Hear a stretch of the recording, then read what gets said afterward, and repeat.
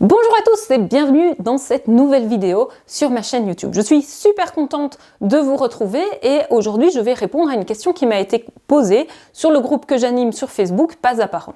Alors la personne qui m'a contactée, donc qui est membre de ce groupe, est une personne qui a déjà suivi un atelier chez moi, l'atelier Filiosa Stop aux crises, et qui a déjà mis en place des outils. Mais elle se retrouve quand même avec des situations où, eh bien, elle dépasse les bornes, elle n'a un comportement qui ne lui convient pas dans sa parentalité et elle voulait savoir si j'avais des éléments, des outils, des clés de compréhension face à ces situations et c'est donc à ça que je vais répondre dans cette vidéo. Alors, déjà, là, à nouveau, la première chose à voir, ça va être le stress, notre stress en tant que parents.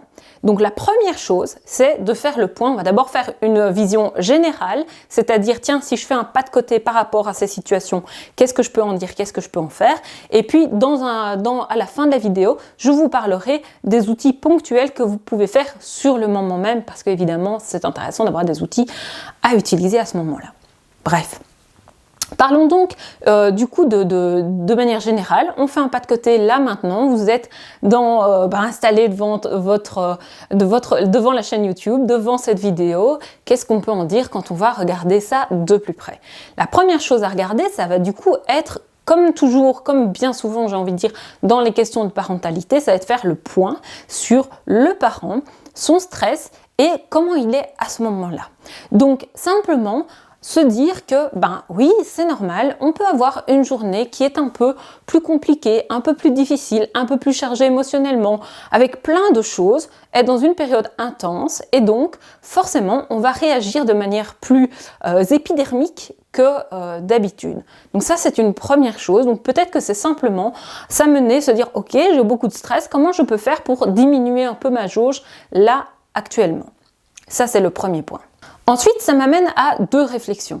Quand quelqu'un a comme ça une sensation de « c'est plus fort que moi », quand j'ai cette situation-là, j'explose, cela amène pour moi à réfléchir, est-ce que ce n'est pas ce qu'on appelle une émotion parasite? Donc, dans ces deux cas, je pense à la collection de timbres et les élastiques. La collection de timbres, qu'est-ce que c'est? Eh bien, c'est un peu ce que je disais avant, mais on va accumuler des petits stresseurs. On va avoir le stress de la journée, on va avoir les embouteillages, puis on va avoir un collègue qui nous a envoyé un mail ou un client qui nous a envoyé un mail qui fait qu'on est énervé. Puis on va notre conjoint qui a oublié d'aller faire les courses pour ceci, pour cela. On a notre enfant qui fait pas ses devoirs, etc. Et puis on est à table, il y a un petit truc et paf, ça nous fait exploser. On va avoir besoin là justement d'explorer quel est ce mécanisme-là et comment sortir de ce mécanisme-là. Le deuxième point, ça va être la collection de timbres. Donc la collection de timbres, ça va être mon enfant a un comportement qui me ramène à quelque chose qui appartient à mon passé, à moi de parent. Par exemple, eh bien, si quand vous étiez petit, quand vous cassiez un verre, eh bien, un de vos parents vous hurlait dessus et se mettait dans des états pas possibles, eh bien, vous-même, quand votre enfant casse un verre, par exemple, vous pouvez être renvoyé à cette situation et lui hurler également dessus. Donc ça, c'est un exemple de ce que peut être un élastique. Donc l'idée, ça va être de faire le point et de se dire, tiens, dans mon cas, est-ce que je serais plutôt dans le cas d'une collection de timbres? Est-ce que je suis plutôt dans le cas d'un élastique? Et de faire le point par rapport à ça, potentiellement d'aller voir, d'en parler déjà, cela peut vraiment faire du bien à votre collègue, en parler même avec votre enfant. Voilà, moi, quand je te vois faire ça, en fait, ça me ramène à mon enfance, mon père, il supportait pas ça, et voilà, c'est pas toi, ça arrive de casser un verre, mais ça me rend chèvre et je vais prendre soin de moi et puis on peut réparer la relation avec notre enfant. Alors, ça c'est bien, c'est de manière générale, on fait un pas de côté, on peut analyser ça et du coup voir, tiens, par rapport à ce que j'ai envie de changer, qu'est-ce que je peux mettre en œuvre. Ce que j'ai envie aussi d'amener, c'est la question de culpabilité. Donc j'en ai déjà parlé dans une autre vidéo et j'en parle régulièrement sur mon blog. L'idée, c'est aussi de se dire, on n'est pas parfait et il y aura toujours des moments où, et là, je sais que j'ai dit un toujours et je le pense. Je pense qu'on aura toujours des moments où on va dépasser certaines limites, où on ne va pas pouvoir à ce moment-là accueillir la situation, etc., etc. On est humain et c'est accueillir cette partie-là de nous. Ça ne veut pas dire que du coup on ne va pas agir par rapport à ça, mais c'est plutôt sans le poids de la culpabilité, en passant du côté de la responsabilité.